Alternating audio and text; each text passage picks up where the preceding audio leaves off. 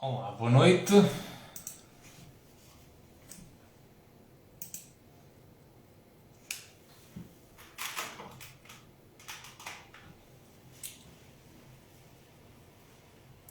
Olá, boa noite. Bem-vindo a todos. Vamos só esperar que toda a gente entre online. Go live. Aqui também vamos estar diretamente também no YouTube e no Facebook. Hoje estou a experimentar sincronizar três plataformas em simultâneo. O Instagram está a avisar as pessoas para que estamos a entrar, que estamos online, portanto vamos deixar as pessoas entrar. Entretanto, boa noite a todos. Podem ir colocando questões ou dúvidas que possam ter para o tema de hoje.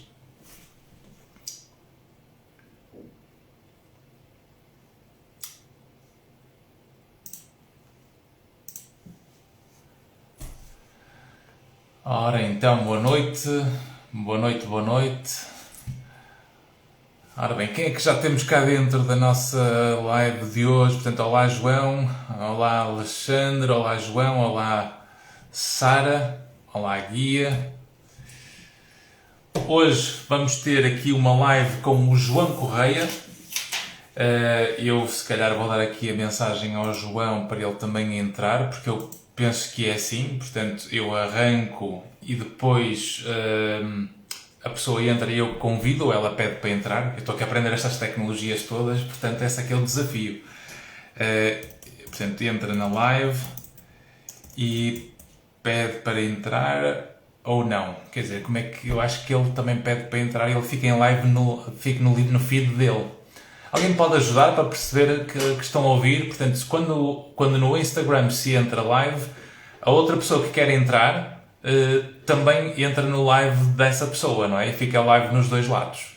É isso. É o que eu estou a perceber aqui também, exatamente. Ok. Para entrar. É isso mesmo, pronto. Então é só uma questão de esperarmos que o João entre. O João, este tema de hoje é um tema que deve ser curioso para quase toda a gente, não é? Porque estamos a falar de três assuntos sobre tubarões, portanto, vamos falar de peixes, vamos falar de Star Wars, que é uma coisa que combina otimamente com peixes, e também sobre motivação. E como é que isto está tudo relacionado. Portanto, deve ser um assunto bem interessante e estou muito curioso com aquilo que o João Correia vai falar connosco. Portanto, deixem só ver se ele entra. As pessoas também estão a entrar, estão todas a ser avisadas. Estão a acabar de certeza de engolir a última garfada do jantar. Eu, entretanto, saí da minha freguesia há cerca de 15, 20 minutos, que vim do Porto, e vim aqui para o estúdio diretamente do Porto para o mundo. E cá está, ver o pedido, transmitir em direto. Ora, cá estamos, aqui também e boa noite, Benilde.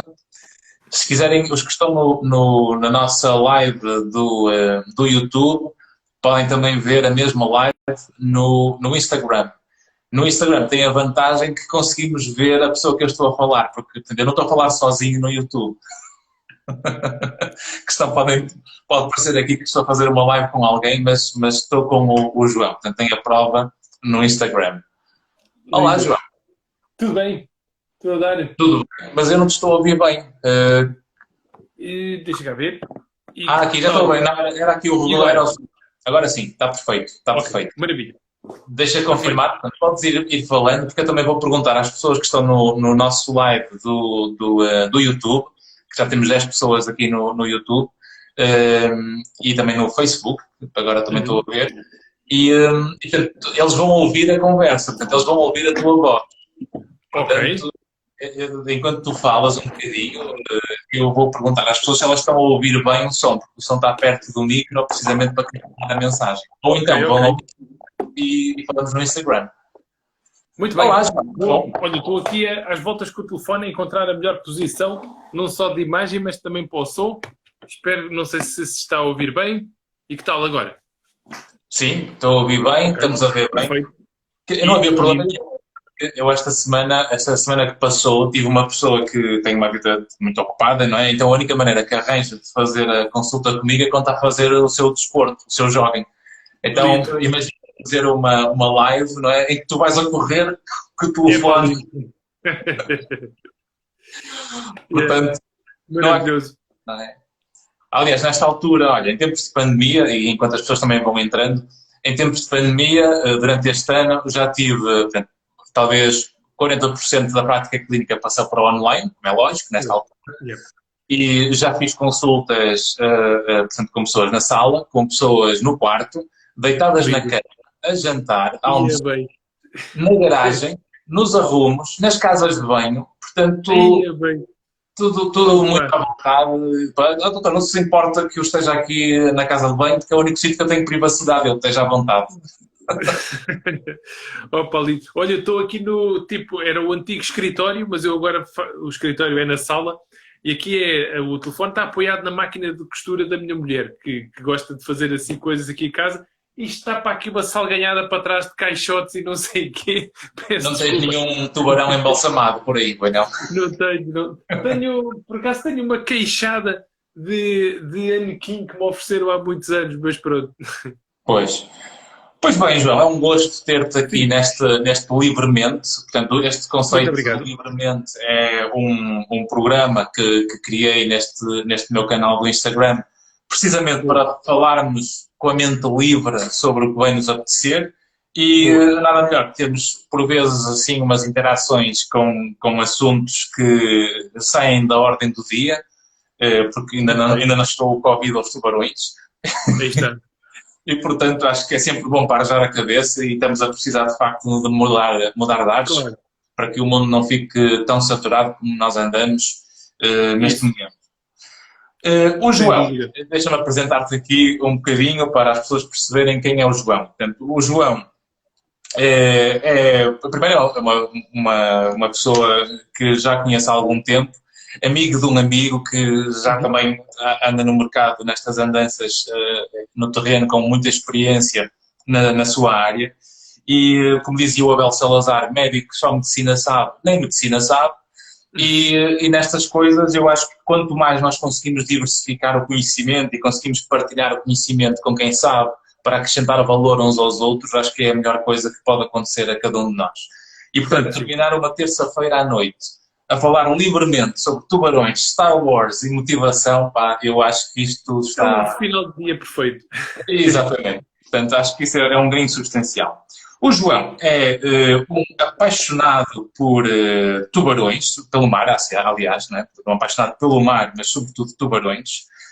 Começaste a tua carreira no Jardim Zoológico de Lisboa, onde foste responsável por 2 tubarões, que de certeza, agora que estou aqui a falar contigo, eu gosto sempre que isto seja interativo, que é capaz de ser mais giro. 2 tubarões que tu tiveste foram os teus primeiros tubarões da vida, não foram? Sim, sim, foram. Epá, aquilo foi um milagre, porque repara, eu sou do Cartacho, não é? Ali no meio do Ribatejo, no coração do nosso país, completamente apanhado por tubarões. O Cartacho não é propriamente a zona com mais reputação de biologia marinha, não é? Portanto, eu estava a ver a minha carreira um bocado complicada, porque eu fiz o estágio com tubarões nas Bahamas, mas depois a seguir ao estágio um gajo tem um vazio imenso pela frente, não faz ideia do que é que vai acontecer. Epá, e olha... Ficaste condicionado pelas Bahamas, quer dizer, um estágio nas Bahamas não é qualquer um, eu fiz no Magalhães Leme, portanto é uma coisa mais... Exatamente. Mas depois eu sempre fui muito amelga, muito chato, e na altura não havia e-mail, isto foi em 94, epá, telefonava, ia aqui, ia ali, chateei, e tanto chateei que foi no Aquário Vasco da Gama que me recomendaram entrar em contacto com o Jardim Zoológico porque iam receber 2 tubarões para uma exposição temporária. Portanto, o timing foi absolutamente perfeito. Epá, e eu lá fui com a minha pastinha e o meu álbum de fotografias das Bahamas a tentar impressionar aquela malta e pronto, e puseram-me a tomar conta daqueles 2 bichos. que foi de Eu uma suponho audácia. que esses dois bichos tu decidiste, quer dizer, estou a imaginar no teu lugar, eu olhava para os bichos e, como eram os primeiros, eu dava-lhes um nome. Portanto, deves ter dado um nome a esses dois tubarões. Sim, sim, sim. Por acaso não dei eu, mas deram as pessoas lá do Jardim Zoológico. Era o Mark e a Isabel. Porque o Mark era o nome do australiano que os trouxe da África do Sul e Isabel era uma jornalista da RTP que acompanhou o processo todo. E os bichos eram um macho e uma fêmea, ficaram o Mark e a Isabel. Então o australiano e a portuguesa deram-se bem e conseguiram depois fecundar e produzirem mais tubarões. Olha, não, aqui em Lisboa não. Em boa verdade, andavam sempre ali. Não vimos grande interação entre eles, para dizer a verdade. Mas depois foram para Barcelona e aí é possível, porque não creio que tenha acontecido, que é uma pena. Mas sim, mas seria possível, sem dúvida, ter ali um mini tubarão. Muito bem. Depois, entretanto, começaste, portanto, no Jardim Zoológico e depois viraste investigador também no Instituto Português de Investigação Marítima, não é? Sim, no antigo IPMAR, que agora é o IPMAR. O que é que faz um investigador no Instituto Português de Investigação Marítima? Epá, muita coisa. Olha, no meu caso específico, estava a trabalhar com tubarões, mas mortos, neste caso. Portanto, havia cruzeiros de investigação em que se apanhava muita peixarada, depois haviam as pessoas que estudavam os crustáceos, haviam os que estudavam, enfim, o verdinho e variadas outras coisas, e eu estudava os tubarões, abria-os, via o conteúdo estomacal deles, o que é que eles comiam, arrancava vértebras. Legista do tubarão, naquele momento. Diz desculpa? Legista do tubarão, naquele momento. Isso, exatamente. Exatamente, aquela famosíssima cena que sai uma matrícula dentro de um tubarão-tigre que os gajos abrem no filme. Mas pronto, eu via. Que também o eram esses tubarões. Que tu contavas a autopsiá-los. Eram pequenitos, havia muitas patas roxas, eu estava particularmente o leitão, não o da bairrada, mas uma espécie que se chama leitão. Espera, deixa-me só pegar ao colo aqui no meu assistente, que sempre que eu estou aqui em interação, vai sempre dar um alô. E então, depois estudavam uns bichos de profundidade, que têm uns nomes curiosos, a lixa, o caroxo, o barroso. Esses já tinham assim à volta de 1 metro. Mas pronto, não eram animais daqueles tipo National Geographic, que estamos habituados a ver ao domingo. Era bicharada de profundidade, principalmente. Isso eram grupos. Tu trabalhavas com equipas, não é? Tinha gente portuguesa, estrangeira. Ali, honestamente, eram maioritariamente portugueses. Eu estava no grupo dos recursos de profundidade, num projeto que era dedicado, enfim, a estudar recursos alternativos, porque os recursos, enfim, tradicionais estão todos um bocadinho sobrepescados, e então ali estávamos a tentar estudar, a fazer arrasto de profundidade de investigação, a ver que outros recursos é que poderiam ser explorados.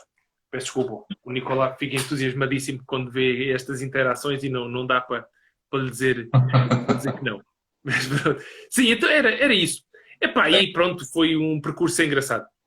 Depois, entretanto, foste responsável pela aquisição de todos os animais do Oceanário de Lisboa. Que isto aqui já dá uma sensação... Quer dizer, epá, isso foi muito à séria. Aí, olha, foi o Mark, portanto, o Mark australiano que trouxe os bichos para o Jardim Zoológico e que a seguir foi para Barcelona. Mas, epá, olha, eu acho que ele me achou piada quando veio a Lisboa trazer os bichos. Tornou-se rapidamente ali o meu mentor. Andámos aí por Lisboa inteira a ver livrarias sobre aquários, manutenção de peixes em aquários, porque eu não percebia nada. Tinha estado lá nos Bahamas, mas o tipo começou-me a falar de pH, de amónia, e eu, espera lá, mais devagar, que isso são conceitos que eu já não me recordo muito bem do curso. Mas pronto, o Marco depois tornou-se o diretor técnico do Oceanário, ligou-me, estava eu no IPMAR, ligou para os meus pais, primeiro, que lhe deram o telefone do IPMAR, perguntou-me se teria interesse em ir trabalhar para o Oceanário, e eu, vamos embora. E pronto, tive a minha entrevista, não sei o quê. Essa foi a fase em que tu literalmente puseste tubarões no tanque. Shark Tank. Sim. É claro, eu não entrei para lá diretamente com essa função. Entrei como estagiário e ainda limpei muito cocó de pinguim e de lontra e ainda tive assim, pronto, e Aliás, esse aspecto que estás a dizer é importante porque nós temos Sim. estes três assuntos completamente relacionáveis e claramente evidentes entre tubarões, Star Wars e motivação, não é? Lindo. E Exatamente. estás a dizer eras estagiário e tiveste que limpar o papel de pinguim, fazer esse percurso. Esse processo, apesar de estarmos a fazer muitas vezes com atividades acessórias à função principal, essa experiência dá-nos um ganho substancial, não dá? Sim, aquilo foi. Portanto, estamos a falar do período antes da abertura do oceanário. Não havia horário. Um gajo começava a trabalhar às 7 da manhã e vinha a casa às 4 da manhã tomar um duche e voltava para lá. Foi assim uma altura absolutamente alucinante. E basicamente eu fui, enfim, treinado por um outro australiano, o Alan, que era amigo do Mark, esse sim era no início responsável pelas compras dos bichos todos. E fui sendo treinado para tomar conta, para ficar com essa posição quando o Alan saísse. E foi uma altura maravilhosa, ganhei ali experiência que até arrepia. Muitas viagens, andei pelo mundo inteiro a testar Boeing 747 com bicharada, trazê-los para Lisboa, milhões e milhões de problemas. Foi aí, admito, que começou que ganhei o vício de contar assim as histórias que iam acontecendo nestes transportes. No final, normalmente, mandava assim um e-mail comprido a agradecer a todas as pessoas que tinham tido um papel na história. E essas histórias depois, mais tarde, acabaram por se tornar nos livros. Porque eram aventuras que não vos passa pela cabeça. Pô. Assim, muito rapidamente, nós estivemos na Flórida para trazer uns bichos para Lisboa. E a 2 ou 3 dias antes do voo, soubemos que o nosso avião tinha-se espetado na Costa Rica. Tipo, a descolar, a carga não estava bem presa, deslizou toda para o rabo do avião, para a cauda do avião, e o avião tipo ia a descolar e morreu toda a gente lá dentro. Quer dizer, isto, a pessoa... a história tem piada, mas não tive muita piada, naturalmente. Pois, imagina, deve ter sido assim o coração ali a pular nesse momento. Sim, e muitas histórias malucas dessas durante este processo todo. Pois, isso deve ter sido o coração a pular nesse momento, não é? Sim. A pessoa já estávamos lá há 2 semanas. E depois termos a notícia de afinal o transporte tem que ser adiado porque o avião é onde íamos levar os bichos para Lisboa, explodiu ontem na Costa Rica. Enfim. E havia muita macacada assim deste género, coisas que não nos passa pela cabeça. Nós estamos aqui, o que eu ia dizer há pouco era a importância de nós percebermos que há certos caminhos para que nós consigamos chegar aos sítios que vale a pena, que é preciso aprender a ser tolerante, persistente, consistente. Tudo que vale a pena não é fácil de se conseguir, não é? Sem dúvida. Absolutamente. Eu, nas minhas aulas e quando falo assim com alunos, assim, palestras motivacionais e tal, eu bato nessa tecla insistentemente de que, para já, bato muito na tecla de se ser muito profissional, não é? Que é a única maneira de se trabalhar à séria. A pessoa tem que ter brio, não é? E garantir que as coisas são bem feitas. Principalmente quando se trabalha com animais vivos. É uma responsabilidade tremenda e não dá para se fazer a coisa assim, deixa cá ver se isto assim dá. Não dá. A pessoa tem que absolutamente garantir que corre tudo bem para não haver atrasos, para não se perder nenhum animal, que é uma coisa, que é uma dor de alma que não te digo nada, que já é raro, mas sim, já perdi alguns animais. Já choraste por um peixe? Não chorei, mas tive uns apertos valentes no coração. Tive. Porque acima de tudo a pessoa sente-se horrivelmente culpada. Mesmo que seja um acidente ou um disparate qualquer externo, às vezes pode ser tão simples quanto um atrasado mental de um oficial de uma alfândega que decide implicar com qualquer coisa. Pode ser uns palermas que deixaram umas caixas na rua com 19 graus negativos e os desgraçados dos bichos congelaram. Pronto. Às vezes há azares, mas apesar de tudo a pessoa é como o comandante do navio, não é? Sente-se sempre responsável, a pessoa sente sempre que podia ter feito mais, podia ter mandado um e-mail, podia ter telefonado a este tipo ou avisar de não sei o quê. Portanto, é horrível, é uma sensação absolutamente atroz que não desejo a ninguém. Pois, Não a senti muitas vezes, mas é mesmo horrível. porque essas experiências, essas partilhas, porque ao fim e ao cabo as histórias ajudam imenso a passar a mensagem e a conseguir-nos Sim. mostrar que é preciso ser exigente para se fazer bem feito, não é? Sim. E tu, sendo professor também universitário na Escola Superior de Turismo e Tecnologias do Mar, muitos alunos devem achar muito bonito quase que o resultado, que é o que muitas vezes se vê, não é? Porque é o final. Olha que bem, olha que boa vida, fazer estas coisas todas bonitas, mas esquecem-se do trabalho e do percurso que foi preciso fazer para chegar lá, não é? Absolutamente. Olha, posso-te contar que uma vez, por acaso é um episódio caricato, eu vim de um transporte que nós fazemos muitas vezes, de carrinha, vamos numa carrinha alugada, e às vezes é tipo uma semana inteira ao volante, literalmente, em que a pessoa para umas horitas para dormir, se der, ou muitas vezes vamos revezando, uma vez está um a conduzir, outra vez está outro, não sei o quê. E uma vez houve uma aula que eu cheguei bastante atrasado, já tinha avisado os alunos que provavelmente chegaria atrasado, porque vinha de um desses transportes. Portanto, eu tive uma semana inteira ao volante, bebi não sei quantos Red Bulls, eu não tomava um duche para ir há 4 dias, eu estava doido de cansado. E a aula que era para começar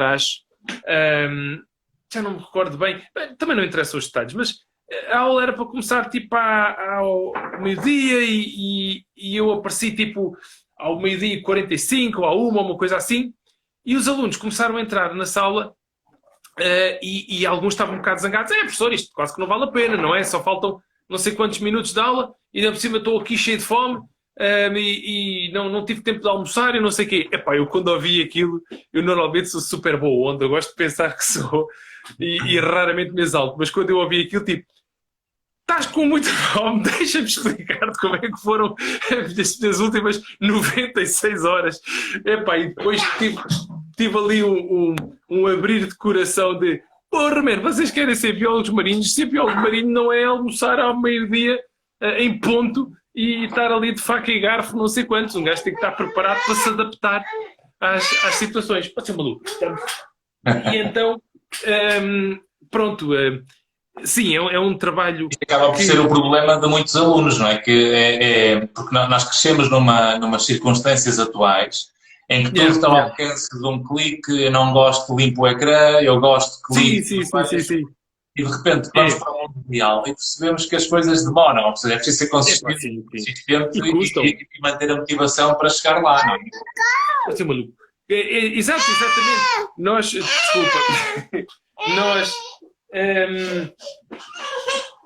no Facebook estão sempre aquelas fotografias divertidas, não é? Do pessoal a fazer assim, dentro da carrinha, não sei o quê, com uma lata de Red Bull e nós tipo, estamos aqui no ferro e não sei quantos, cheios de salmões e tal. Aquilo é tudo uma grande diversão e o pessoal todo pensa, este gajo tem uma vida, pô, se isto é que é. Vida boa, é só férias, é só de países tropicais. Exatamente.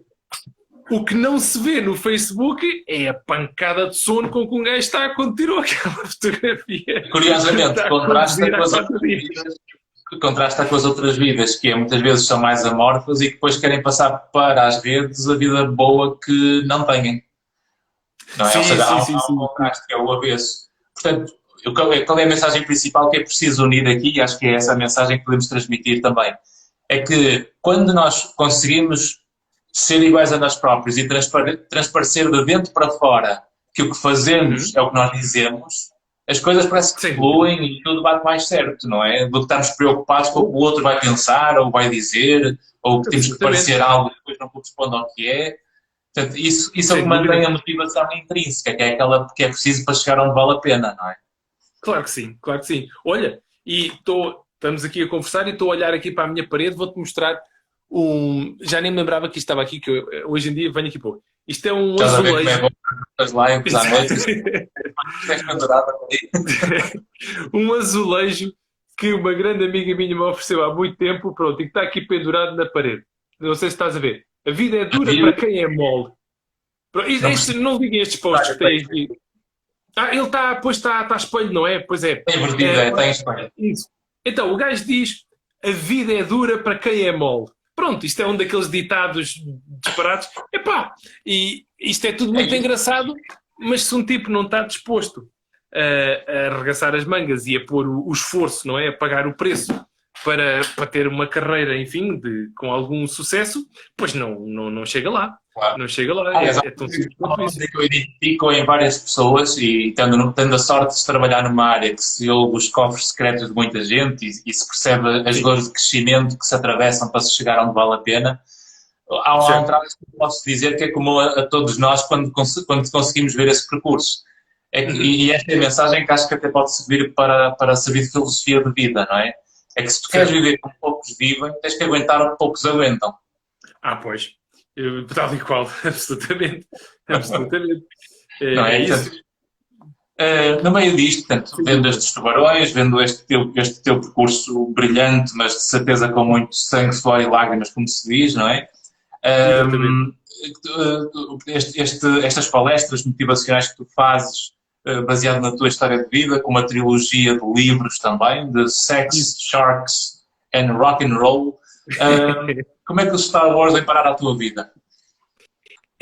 Olha, eu vi o primeiro Star Wars através de uma cassete VHS de um amigo meu, Bruno, no Cartacho. Olha, um puto da minha idade que, curiosamente, seguiu um percurso maluco que envolveu drogas e isto e aquilo e foi parar ao Brasil e sei que morreu há 2 ou 3 anos. Enfim, estamos aqui a falar de escolhas e dessas coisas e olha, é um detalhe tétrico aqui no meio desta conversa. Mas pronto, isto tudo para dizer que foi em casa de facto do Bruno que eu vi o primeiro Star Wars, o original. Fiquei maluco da cabeça. A New Hope, não é? O episódio 4. Exatamente, tal e qual. E depois, o primeiro que eu vi no cinema, curiosamente, foi o Regresso de Jedi. Portanto, a conclusão da trilogia original. Este também foi no cinema, também foi. Também foi comigo, foi exatamente igual. Também no cinema, o Regresso de Jedi. Os outros foi em casa, no VHS, no Videoclube, que íamos alugar a cassete.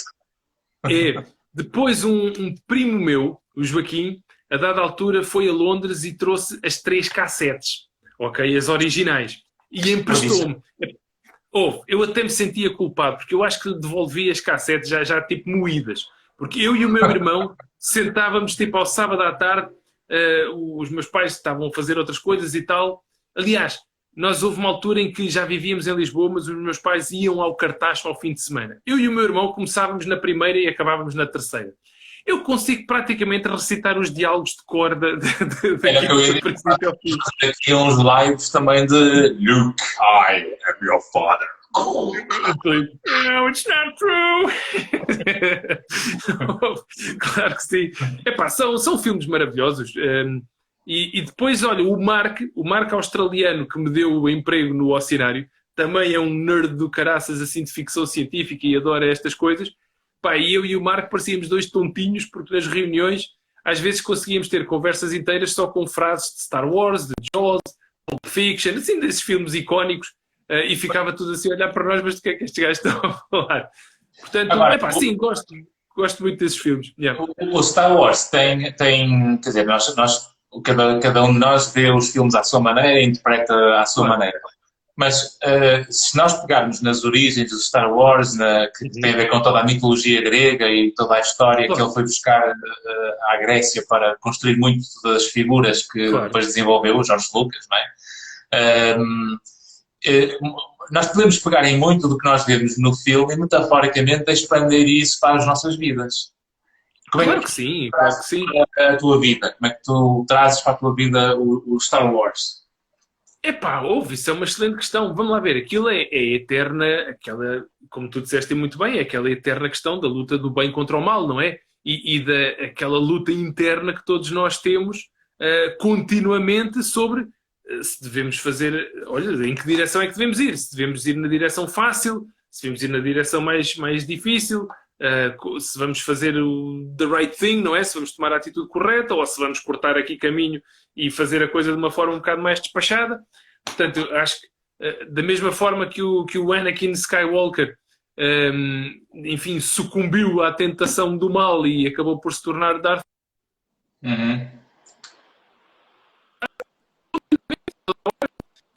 E todos nós conhecemos muitos e muitos exemplos de malta que se manteve no lado simpático da força e de malta que sucumbiu ao lado negro. É preciso muita motivação para nós conseguirmos não cair em tentação. Ou seja, é preciso saber muito bem aquilo que quer para não se fazer os caminhos fáceis. Porque os caminhos fáceis acabam por ser os atalhos. E os atalhos geralmente podem correr mal e na maior parte das vezes geralmente correm mal, não é? Claro que sim.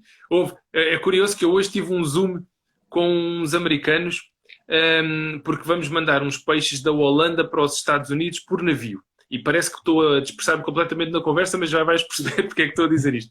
E não sei porque, nem conversa apareceu em tom de brincadeira, que nós levamos um monte de químicos para controlar a qualidade da água nestas viagens, nomeadamente bicarbonato de sódio, carbonato de sódio. Aquilo é pó branco. Portanto, nós basicamente levamos uns pacotinhos de pó branco que depois pomos, aquilo já vai pré-doseado para ser mais fácil, uns pacotinhos pequeninos, até atados assim com um elástico, que nós depois pomos dentro de água. O que significa que se a polícia parar aí, tu tens que ganhar a vida ao ser agente. Sim, exatamente. E já me pararam montes de vezes, aliás, é muito frequente a polícia mandar-nos parar, temos as fichas técnicas daquilo e os gajos até se riem quando olham para aquilo. O que é que se passa aqui? E nós explicamos o que é e os gajos fartam-se de rir. Mas obviamente que já comentámos muitas vezes em tom de brincadeira, tipo, se nos desse um dia, se nos passasse pela cabeça aproveitar esta oportunidade para fazer uns trocos extra, isto era facílimo, porque ninguém... Quer dizer, quem é que vai desconfiar dos biólogos que têm um tanque cheio de cavalas e um monte de... Só se fosse fazer negócios ao Brasil ou os brasileiros fazerem negócios. Uns baldes com uns pós brancos e não sei quantos, mas obviamente nem é preciso dizer que nunca nos passaria pela cabeça um disparate desses. Mas sim, lá está, a pessoa é tentada a toda a hora, claro que sim. Para chegar onde vale a pena é preciso realmente acreditar no que se faz, gostar do que se faz, ter método, disciplina, que são os caminhos da força, não é? São os caminhos da força. Tal e qual, exatamente. Olha, é tomar a atitude correta, que nem sempre é mais fácil. Muitas vezes defender posições que não são fáceis de defender, mas que a pessoa, enfim, acredita que aquela posição é correta e é isso que deve fazer. Portanto, não é fácil e como disseste muito bem, é um caminho cheio de espinhos, mas que é o correto.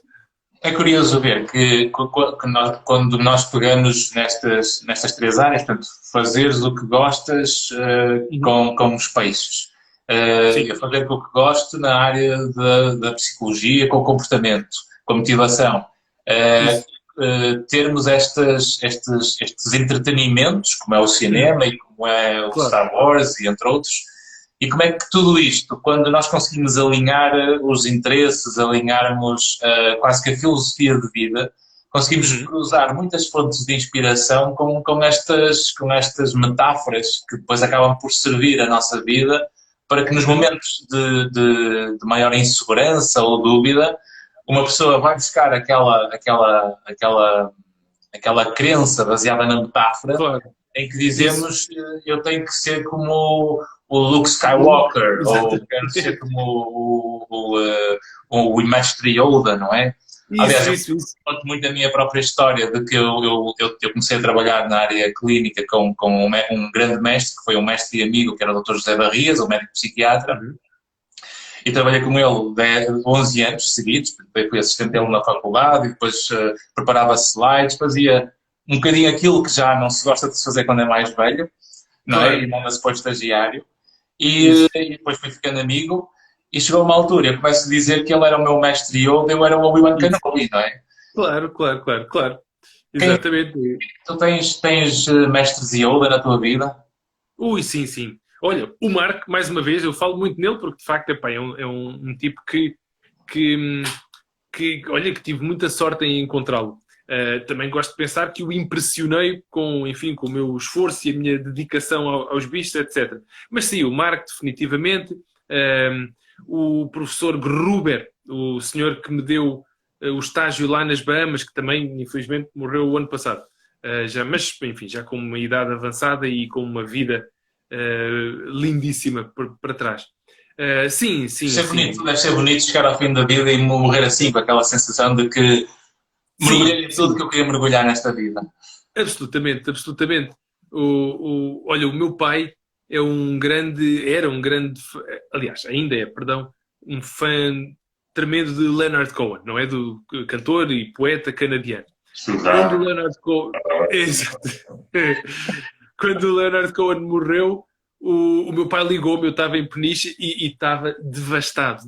E eu lembrei, foi o que me ocorreu na altura, para tentar fazer sentir um bocadinho melhor, que é, imagina a vida que esse homem teve, pá. Enfim, ele era um ladies man, não é? Sempre foi muito famoso por isso, e sempre cantou acerca disso e compôs acerca disso. Portanto, é uma pessoa que morreu, enfim, já com uma idade também avançada, mas que deve ter tido uma vida absolutamente... Não há livro suficientemente longo para descrever a vida que aquele tipo teve. Claro. E isso sim é excelente, claro que sim.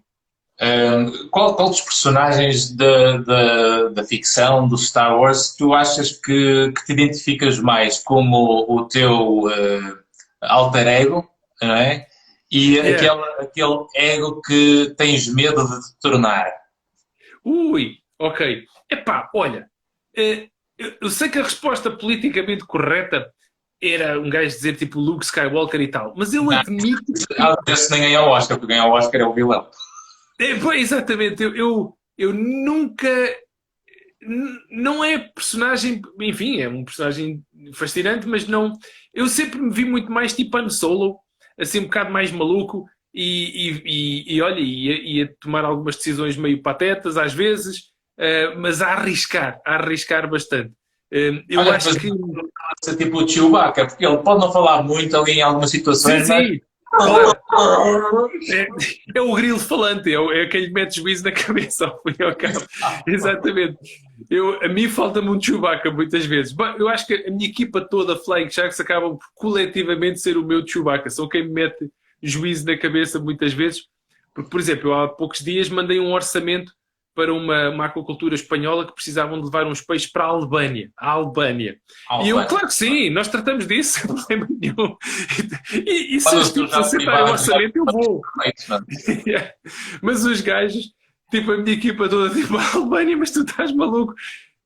A minha mulher, que é sérvia, disse-me, tu deves estar completamente maluco, ninguém quer ir à Albânia porque aquilo tem a máfia mais perigosa do mundo. Uma Sérvia que não é propriamente um país com tradição de fofura, não pois. É? Os sérvios têm medo dos albaneses, portanto, enfim, estamos a generalizar e a ser malucos, obviamente. Claro.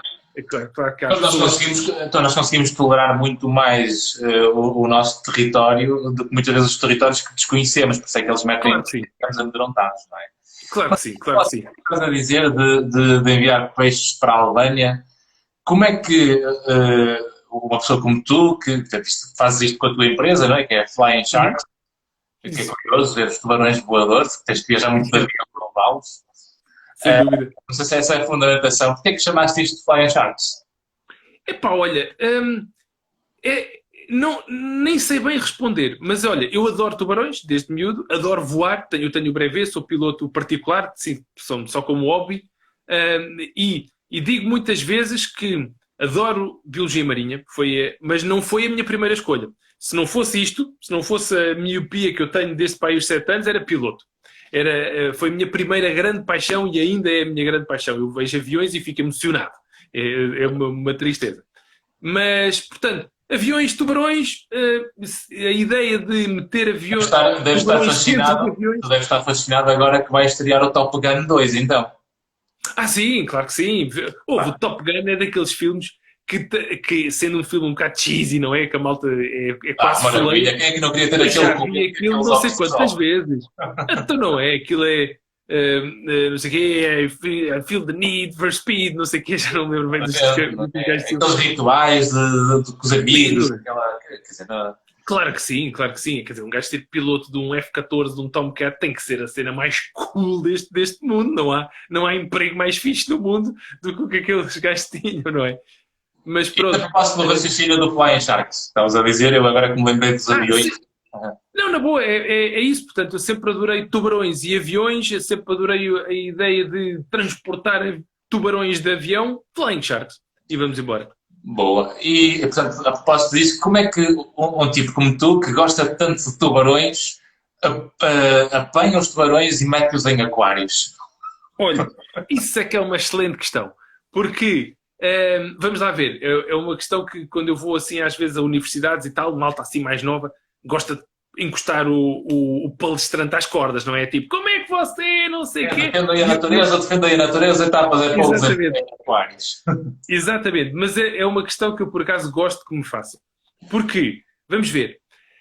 Primeiro é preciso as pessoas entenderem que a realidade dos aquários e dos jardins zoológicos hoje em dia é muito diferente do que era nos anos 80, 90. Epá, antigamente era frequente um gajo ir a um jardim zoológico e as jaulas dos primatas, não é? Dos orangotangos, dos chimpanzés, era tipo assim um espaço do tamanho deste quarto onde eu estou, forrado a azulejos, com um pneu pendurado no meio e lá estava um desgraçado de um orangotango a comer uma banana. Epá, e era isto.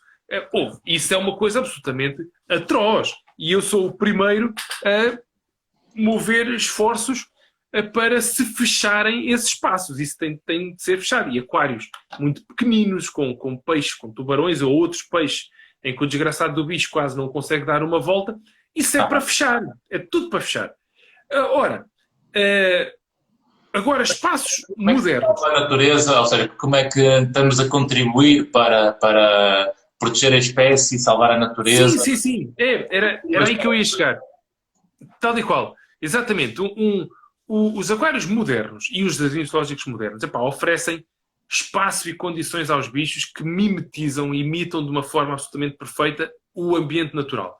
E muito mais importante do que isso, no fundo, estes aquários, estes jardins zoológicos modernos, acolhem milhões e milhões de pessoas todos os anos e usam esse dinheiro e essa atenção das pessoas, para lhes dar um banho de mensagens intensamente positivas. Uma pessoa entra no oceanário, por exemplo, e sai de lá, percebe de alterações climáticas, do problema do finning, de se cortar as barbatanas aos tubarões para fazer sopa, de um monte de espécies que estão em extinção, os atuns, os bacalhaus, etc.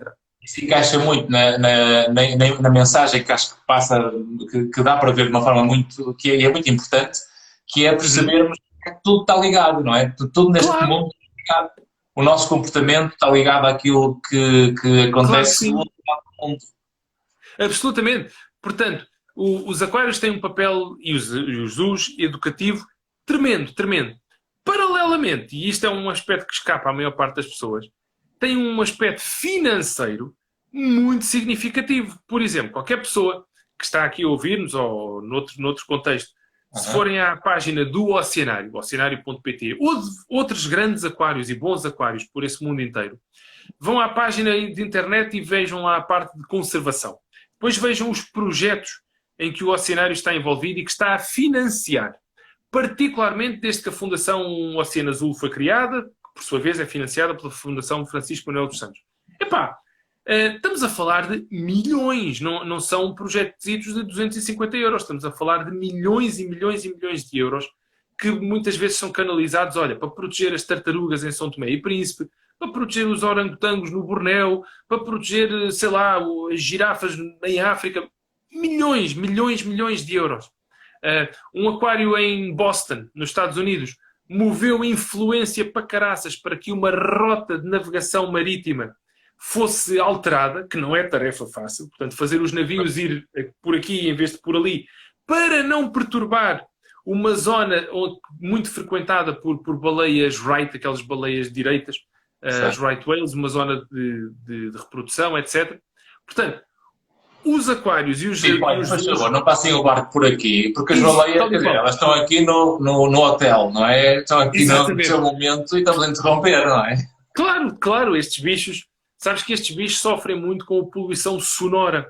Os cetáceos, como navegam muito e, enfim, um dos órgãos principais ou um dos sentidos principais é a ecolocação, portanto, o sonar.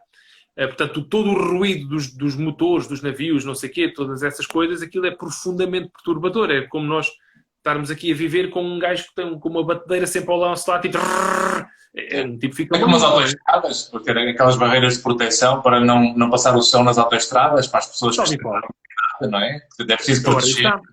Tal e qual. Exatamente. Portanto, se os aquários e os zoos, nos anos 80, 90 e antes até, eram um espaço em que basicamente pagavas um bilhete e ias lá para ver os bichos, ponto final. Pronto, quando muito havia ali uma folha A4 com um mapa a dizer este bicho veio de não sei de onde e come umas bananas à quarta-feira. Pronto, era um conceito muito pobre e muito triste. Hoje em dia, no novo milénio, esquece, estes espaços deram saltos absolutamente épicos e são, de facto, centros de conservação da vida natural. E, mais uma vez, um cardume de cavalas que esteja a nadar no tanque central do Oceanário ou no tanque central do George Aquarium, que tem 20 milhões de litros, aqueles bichos estarem ali ou estarem no mar, para eles é rigorosamente o mesmo, porque, não querendo ser deselegante, o cérebro destes bichos, portanto, peixes, não estou a falar de mamíferos é outro campeonato. Certo. Mas falando de peixes ou de invertebrados, então, que nem cérebro, tal como nós o conhecemos, tem, é absolutamente indiferente. O bicho tem 3 coisas na cabeça, que é comer, não ser comido e fazer bichinhos. Pronto. São as 3 coisas que movem aquela bicharada. Portanto, estarem num espaço enorme ou no mar é rigorosamente o mesmo. Com a vantagem, este argumento que vou usar agora é um bocado pateta, mas olha, com a vantagem de que ali não acabam numa frigideira ou numa grelha. Não é? Pronto, mas enfim, não vamos... Ali é motivo para dizer live long the king. Não vamos tirar os bichos do mar para os proteger da frigideira. Ok, não, isso é um argumento um bocado parolo, não vou por aí. Mas a verdade é que, olha, os bichos nestas condições atingem tamanhos e longevidades que no mar não iam atingir. Claro. E há que lembrar, só para concluir este ponto, que estamos a falar de toda a população de peixes, por exemplo, em cativeiro, neste preciso momento em que estamos aqui a conversar, todos os peixes que existem em aquários do mundo inteiro são provavelmente equivalentes ao que um arrastão apanhou hoje de manhã. Um arrastão assim grande daqueles industriais. Percebes o que eu quero dizer? Portanto, estes bichos estão com condições extraordinárias e estão a ajudar a proteger os outros zilhões que estão no mar e que são apanhados em taxas perfeitamente alucinantes. Isso que estás a dizer é mesmo importante, porque nós hoje, como realmente muita gente acaba por não ter muito alcance daquilo que nós fazemos. Portanto, nós quando estamos no nosso dia-a-dia, portanto, o bilhete que eu comprei agora para o Oceanário, eu acho que morre ali, não é? Portanto, comprei e ficou ali o dinheiro. Mas nós esquecemos que está realmente uma cadeia de acontecimentos e de eventos ligados a tudo o que nós fazemos. Claro que sim. E quando nós começamos a defender, por exemplo, ações ou interesses que muitas vezes nós não compreendemos, e hoje em dia vemos de uma forma muito fácil nas internets e nas redes sociais, passarmos a ver ativistas sem saber muitas vezes o que é que estão a defender, e cometemos grandes erros de julgamento e de percepção, precisamente porque não percebemos o alcance das coisas. Certo. E o bom senso é isso. O bom senso é que eu só posso tomar uma posição para defender a favor ou contra alguma coisa quando eu consigo entender de forma sustentada, com esses detalhes, não é?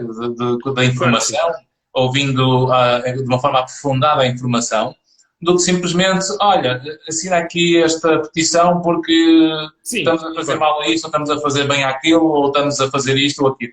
E quando nós começamos a defender interesses ou a defender posições que muitas vezes não temos a consciência plena de tudo o que é que isso envolve, nós acabamos por ter um impacto social, de inclusivamente fragmentarmos a sociedade, que é tão importante estar estruturada, para conseguirmos funcionar uns com os outros, porque é muito mais aquilo que nos une do que aquilo que nos separa. Mas hoje em dia transformamos tudo numa visão dicotómica de que ou está tudo comigo ou está tudo contra mim, ou está tudo a favor ou está tudo contra, ou estamos ofendidos se não concordam, e portanto, em última análise, quando nós pegamos nos traços de maturidade, por exemplo, maturidade é eu perceber que a ofensa é uma escolha minha, não é uma escolha tua. Claro. E portanto, quando atacar e eu sou competente e maduro a lidar com as minhas emoções, quer dizer, se é verdade o que tu dizes, eu não posso ficar ofendido porque é verdade. Se não é verdade o que tu me dizes, é falso, portanto, porque é que eu fico ofendido? Não é verdade? Então Claro. eu conseguir desconstruir os argumentos, e é por isso que os debates também devemos perceber onde é que queremos de facto gastar energia para conseguirmos fazer um debate maduro e amadurecermos as ideias, para conseguirmos chegar a um ponto de encontro, não é? Para conseguirmos um consenso para Claro. funcionarmos em comunidade, ou ficar ofendido ou zangado só porque não estamos a conseguir isso e só porque não Tal e qual. concordo comigo, desculpa lá, João, mas olha, é melhor ficarmos por aqui porque não vale a pena, não é? Claro, claro, claro, claro. Eu acho Sem que isto dúvida. é um fator muito importante porque o debate, o aprofundar de ideias, o ouvirmos as partes, conseguimos ter um discurso, falamos abertamente sobre pontos de vista diferentes, Isso. em que eu não concordando contigo, porque posso não perceber tanto do assunto, porque se calhar percebo mais do que tu, o que for, mas a tua capacidade de contra-argumentares e sustentares os teus argumentos para eu depois tentar decompor os teus, até que chegamos a uma altura, eu vou ter que ceder aos teus se forem melhor que os meus. Absolutamente. Então eu Absolutamente. cedo. Exatamente isso. Ok, agora faz sentido, então acho que sim, vou defender estes interesses porque agora já compreendo o porquê. Claro. Claro. Tal e qual. Bom, é exatamente isso. Absolutamente. E, Absolutamente. portanto, há um papel claro dos aquários para proteger a natureza. Sem dúvida. Sem dúvida. Mais uma vez, quem tiver dúvidas, basta ir à página do Oceanário e lá no tab Conservação ou de qualquer outro aquário grande e por esse mundo fora, são, enfim, dezenas, e ver a quantidade de projetos que lá estão e que estão a ser financiados. E está lá muito É financiado por nós que vamos comprar os bilhetes, que vamos Tal e qual. divertir-nos, passar um domingo em família, e portanto nós não Exatamente. vamos propriamente ver aquilo num tom de amargura, estamos a ver peixes presos, estamos a ver não só peixes que de um ponto de vista prático, a maior parte deles não têm grande percepção do terreno ou do território onde estão. Sim, sim. E, para além disso, estamos a dar um contributo para proteger mais a natureza, porque muito, Claro. muito do que sustenta essas verbas é para alimentar esses financiamentos de missões Ora, internacionais de proteção da natureza. Tal e qual. Tal e qual. Ufa, é exatamente isso. Portanto, Exatamente isso. a motivação aumenta quando nós conseguimos entender as razões que justificam os nossos atos. Isso, exatamente. Estás a ver como Exatamente. isto é ligado, não é? Motivação, Star Wars e tubarões, está tudo ligado. Isto é lindo, é lindo. Então, quem esperaria uma coisa destas? Exatamente. Não é? Mas voltando aqui portanto, entretanto, as pessoas podem fazer perguntas, nós estamos a falar um bocado aqui um pouco os dois, mas podem ir perguntando e fazendo Claro. questões. Mas o que eu estava aqui a lembrar-me era, nesta visão de pegarmos no Star Wars e associarmos ao mundo dos peixes, quem é que é o Darth Vader dos oceanos? Olha, somos nós, coletivamente, nós, espécie humana. Meu Deus, que surpresa que não fiquei assustado. É isso mesmo, porque quem fica aqui? Porque o que andamos a fazer aos oceanos é uma coisa absolutamente lastimável, não é? Bom, também para não ser assim um discurso exclusivamente negativo, já há várias luzes ao fundo do túnel. Portanto, já há muitas espécies que foram protegidas e que, olha, as baleias, os cetáceos, que já não é permitido caçá-los, tirando, enfim, 3 ou 4 exceções ecas, muito pouco simpáticas, mas pronto. Mas genericamente já não é preciso caçá-las e estão a recuperar as populações. Portanto, há pequenos indícios de coisas boas a acontecerem. Agora, genericamente, é dramático. Pá, os tubarões, os atuns, as tartarugas, que, coitadas, fartam-se de comer plástico porque aquilo parece alforrecas e não sei o quê. Portanto, a quantidade de poluição que nós atiramos para a água, a quantidade de espécies que apanhamos em excesso, é uma coisa absolutamente atroz. E eu gosto sempre de traçar um paralelo quando, não querendo desviar o tópico, mas muitas vezes as pessoas duvidam há muita malta ainda que duvida das alterações climáticas, se a espécie humana se pode ter algum impacto nesse aspecto. Nós, esta migalha de 8 bilhões de pessoas, pelo amor de Deus. Exatamente. E eu traço muito esse paralelo, que é, malucos, pensem no que é que meia dúzia de barcos de pesca, porque pá, são alguns milhares, obviamente, mas o que eu quero dizer é, alguns barcos de pesca derreteram os estoques principais de peixe nos oceanos, assim na ordem de tipo dos 90%, desde os anos 70 até agora. E os barcos de pesca, quer dizer, não são alguns, são muitos, mas agora comparem o número de barcos de pesca com o número de carros, de caminhões, de motas, de fábricas, de equipamentos que temos em casa. Exatamente, tal e qual. Portanto, como, santo Deus, é que era possível... Portanto, basta olhar para o impacto que as frotas de pesca a nível mundial tiveram nos oceanos, que são grandes para caraças, e que em 3 décadas basicamente derretemos os estoques todos de peixe. Como é que tudo o que temos em terra, portanto, toda a maquinaria que temos em terra a trabalhar com motores de pistão, a mandar monóxido de carbono e dióxido de carbono e variedíssimos outros gases para a atmosfera, para um planeta minúsculo, porque esse é outro aspecto que as pessoas esquecem muitas vezes, é que isto é um planeta pequenino, isto não é Júpiter, nem Saturno. Esta treta nós basicamente descolamos daqui hoje e amanhã estamos a almoçar em Sydney. Mas isto é pequenino. Diz? Somos uma lua de Júpiter, isto aqui é um... Tal e qual. Isto é minúsculo. Portanto, como é que esta maquinaria toda, desde a Revolução Industrial, portanto, há 150 anos que andamos a mandar gases para a atmosfera, como é que isso não tem impacto? Então, é claro que não há como. Até porque há uma imagem que li uma vez num livro, nunca mais me esqueci. A atmosfera da Terra é, no fundo, o equivalente, em termos de proporção, como se tivéssemos uma bola de basquete e a forrássemos àquele papel aderente. Não é aquele papel aderente que pomos em cima do Tupperware, com o almoço, pronto. É isso. A nossa atmosfera, a espessura, são 100 km. Um gajo, se pudesse conduzir o carro para cima, nós em menos de 1 hora já estávamos em gravidade zero já. Portanto, e os gases acumulam-se todos no topo, não é? Na camada superior. Portanto, como é que... Enfim, estávamos a falar de pesca e sem querer desviei a coisa aqui para as alterações climáticas, mas... Não, ao fim e ao cabo, é o papel dos aquários como ligado no planeta, como é lógico, não é? Porque nós queremos estar enquanto espécie muitos mais milhares de anos, não é?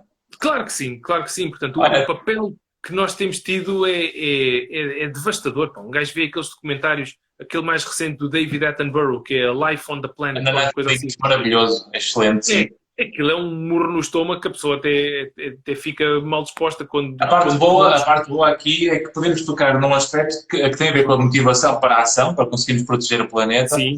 É a relação entre nós podermos fazer um discurso de culpabilização das pessoas, que geralmente é uma emoção negativa, e as emoções negativas desmotivam, querem motivar para a ação. Sem dúvida, absolutamente. Sem dúvida. De aumento da responsabilidade e da sensação de poder, porque quando eu tenho mais poder e responsabilidade, eu diminuo a culpa e tiro as desculpas. Claro, sem dúvida. Nós, olha, eu comecei uma associação com uns malucos apaixonados por tubarões em 97, a Associação Portuguesa para o Estudo e Conservação de Elasmobranquios. E a nossa missão é um bocado essa, é ir às escolas e não sei o quê, e incentivar os miúdos, olha, pelo menos que desta conversa, que damos palestras, etc., que ninguém mais coma sopa de barbatana de tubarão, passem a mensagem, não comprem comprimidos de cartilagem de tubarão, que aquilo não serve para nada. Enfim, e tentamos passar estas mensagens para tentar... Ainda não inventaram uma pata de tubarão vegetariana, não é? Que sei que era. Exatamente. Não, enfim, criou-se aquele mito de que os bichos não têm tumores, o que não é verdade, porque também têm tumores e pensava-se que isso era por causa da cartilagem, não sei o quê, e isso serviu de desculpa para se começar a comercializar comprimidos de cartilagem de tubarão. Como se aquilo curasse alguma coisa que não cura. Quer dizer, um gajo fica ali com um bocadinho mais de cálcio no estômago, que depois desaparece quando faz uma xixizoca e acabou-se. Claro. Não. Olha, vamos agora só passar para a parte final do programa, que é para podermos responder a algumas perguntas, as pessoas que estão a ouvir-nos, nos nossos seguidores. Temos aqui o João, que diz boa noite. Pergunta ao João, para entrar no mundo da biologia marinha, sim. para um canudo académico e de muito amor, para além do canudo académico e muito amor, obviamente, o que recomendas para vingar nesta área? Voluntariados? Ok. Sim. Olha, para já é ler, estudar, tentar aprender o máximo possível, livros, documentários, portanto, tentar aprender coisas sobre esta área o mais possível. Voluntariado, claro que sim. Jardim Zoológico, Oceanário, Zoomarine, Estação Litoral da Aguda, Sea Life do Porto, Fluviário de Mora, Badoca Park. Ok, pronto, Badoca Park não é biologia marinha, mas pronto, é natureza.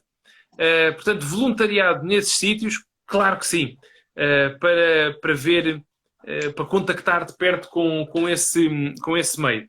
Epá, e depois, olha, de facto começar o curso. Ver documentários também, ver documentários de como é que é a vida das pessoas que respiram o dia a dia, não é? Porque muitas vezes as pessoas acham maravilhoso só algumas partes do trabalho, mas depois esquecem da parte chata toda que está associada, não é? Sem dúvida, sem dúvida.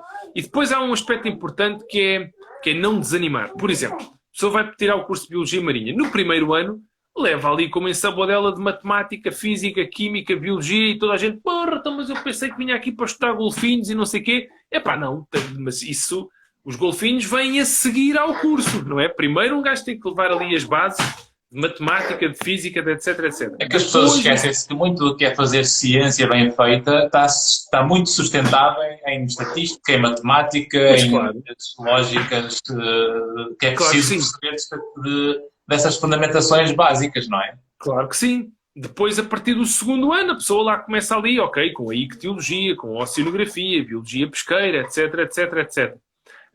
Mas depois, no estágio da licenciatura, aí sim é que a pessoa vai tomar contacto pela primeira vez com biologia marinha à séria. Portanto, é que vai arregaçar as mangas. Também durante o curso faz uns trabalhos práticos e tal. Mas só mais tarde é que vai, de facto, experimentar essa realidade. Ora, então deixa eu ver aqui mais. É arregaçar as mangas e seguir em frente, basicamente. A resposta é tirar para as crianças, exatamente. Vamos embora.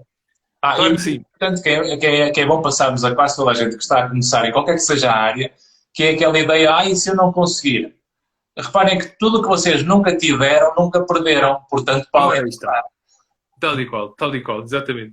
Aliás, a coragem é isso. A coragem é eu perceber que tenho que ir com medo, porque o medo de tentar uma coisa que eu nunca tive, o único risco real, a sério, na prática, na vida real que temos, é só conseguir. É o único risco que existe. Tal e qual, absolutamente. É como se diz, não é? O não está sempre garantido, absolutamente. Exatamente. Tal e qual. Bem, tem aqui muita gente a dizer boa noite. Vi só agora é que eu estou a ver. Portanto, boa noite. Eu estava aqui a ver se tínhamos aqui mais questões, para além daquele amigo. A dica do professor é sempre a melhorar. Obrigado, Catarina Pereira. Opa, exatamente. Os pobres dos gelados de bacalhau. Sara Chalante. Olha, a Sara Chalante, não reparei, foi minha aluna. É um amor de pessoa. E o pai também é muito simpático. Vão sempre que eu tenho palestras, eventos e não sei o quê, normalmente a Sara vai sempre com o pai. Olha, fica aqui já um abração grande para eles. Ela comentou os pobres dos gelados de bacalhau, não percebi. Opa, isso é uma história dramática. Okay. 3 de dezembro de 2012, nós trouxemos a primeira dose de bacalhaus para o Museu de Ilhavo, que abriu um aquário, portanto há o Aquário de Ilhavo também, que recomendo toda a gente ir visitar, que é um sítio lindíssimo, quando abrirmos novamente, quando desconfinarmos.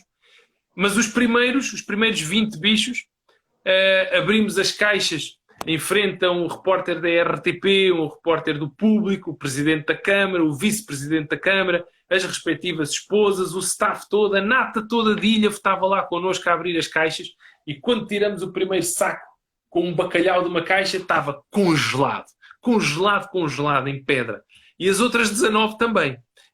Pronto, foi o ponto mais baixo e horrível da minha carreira.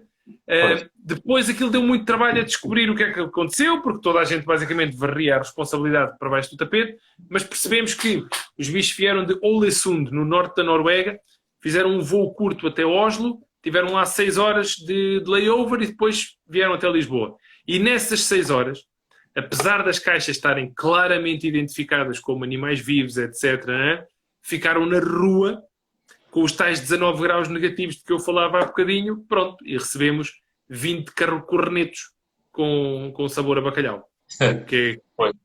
Literalmente vieram congelados e vieram da Noruega, porque o bacalhau vem da Noruega. Sim. Mais literal não podia ser. Olha, temos um comentário da Ana Rita que diz: muitas vezes, inclusive, compramos os bilhetes, isto a propósito de falarmos do Oceanário há pouco, compramos os bilhetes achando que têm valores absurdos, mas não vemos os gastos que o Aquário ou o Azul tem para manter o bem-estar dos animais que todos os projetos financiam, não é? Ora, aí está, muitíssimo bem observado. Pá, posso-vos dizer que quando enfim, peço desculpa de falar muito no Oceanário, eu já não trabalho lá há uma década, mas estive lá também uma década e é um sítio enfim, que é muito, muito especial para mim. Foi lá que começou a minha carreira e foi o sítio que me permitiu, enfim, fazer tudo o que fiz a seguir. E é exatamente como esta amiga disse,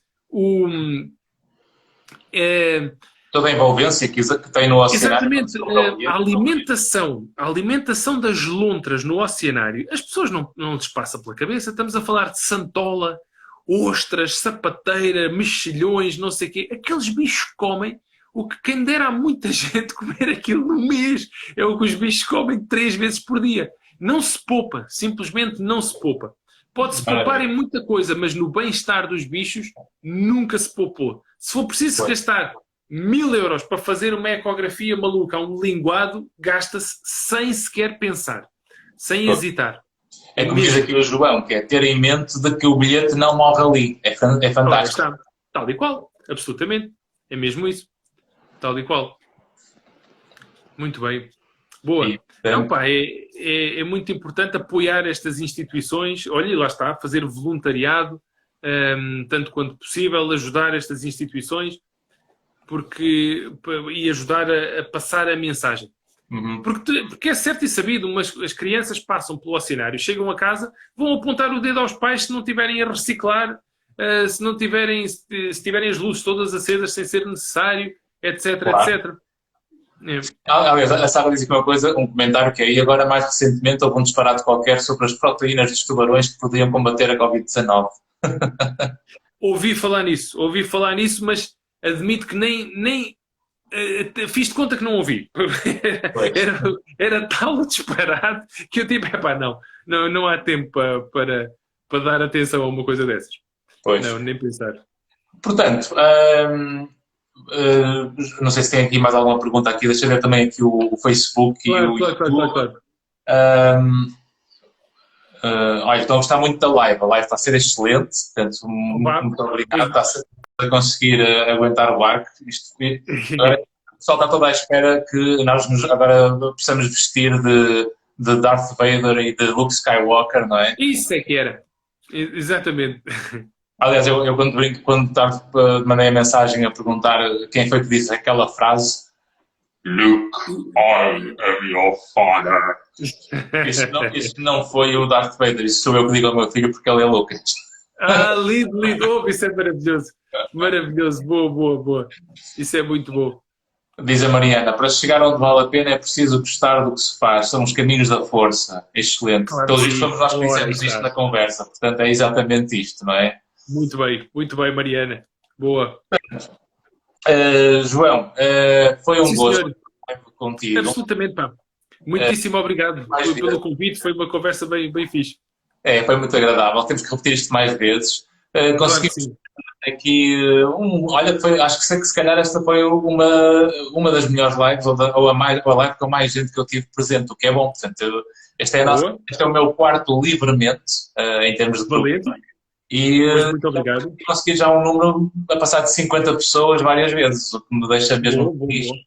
Portanto, vou-te convidar mais vezes ao longo do tempo. Vamos embora. É sempre bom podermos expandir o mundo.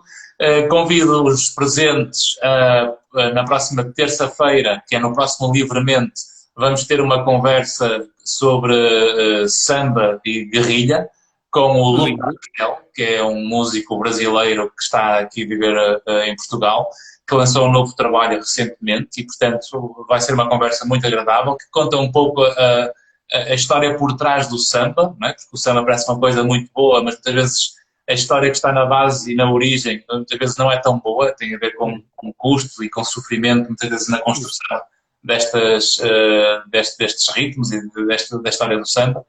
E subscrevam o canal do YouTube, portanto convido-vos, agora está aqui o João offline, acho eu, não sei se me estás a ouvir, João.